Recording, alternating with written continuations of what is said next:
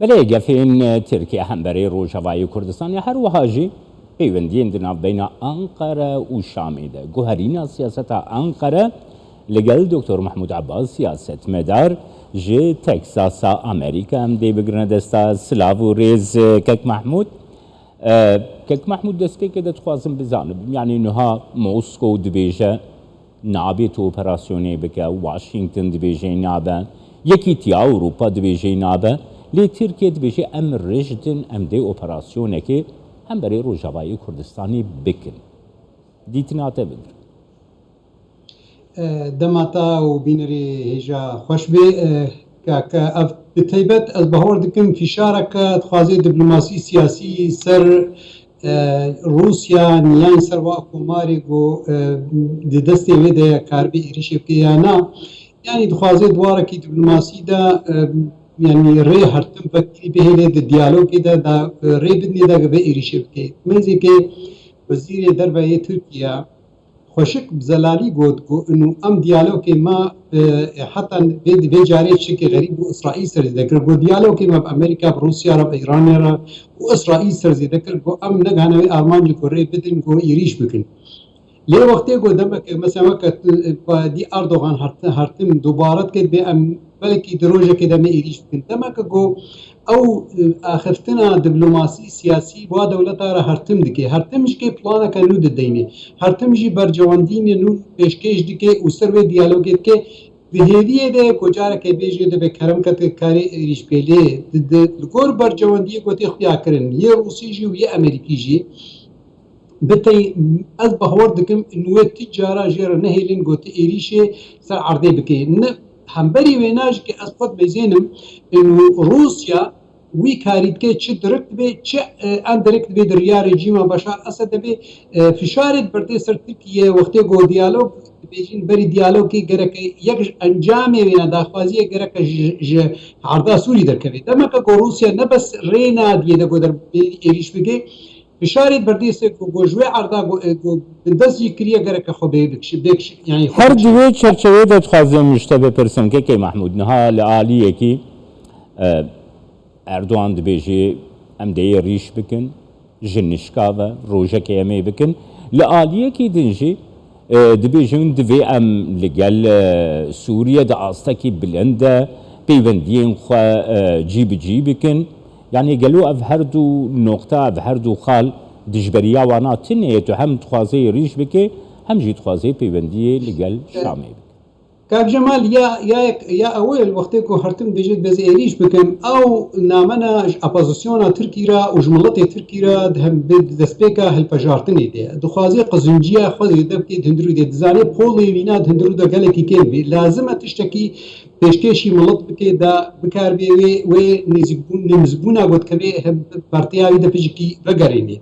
ew bixwe bi berraniya wê na wextê ku vê propaganda mîdya dike bi taybet wê tif şarê ser ne Rusya ne Amerîka wê neke yani. Ya diwa wextê ku demê diyaloga girmezin diyalog di xala dikin. Yek jê dixwazê opozisyona Sûrî pijekî razî bike di dema wextê ku wezîrê wê derve got ku em diyalog ev çend salê em diyaloga bi Sûrî dikin di raya muxabarata û me jî diyalog wezîrê xariciyê re kiriye ji boniyê Sûrî re kiriye ji bonî ku em bigene yani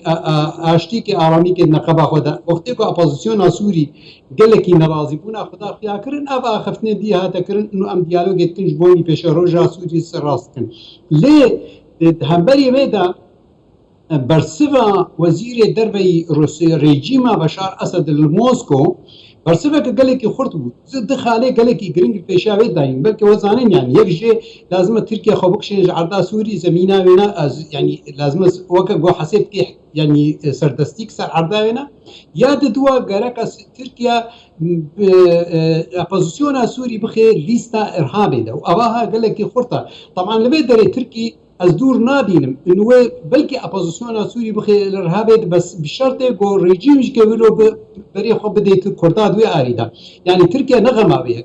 karê opozisyona Sûrî bi hesanî bifroşî. Lê wextê ku qizincîkê bike di hemberî miletê Kurd de di hemberî hêza Kurd de ez bawer dikim li vê di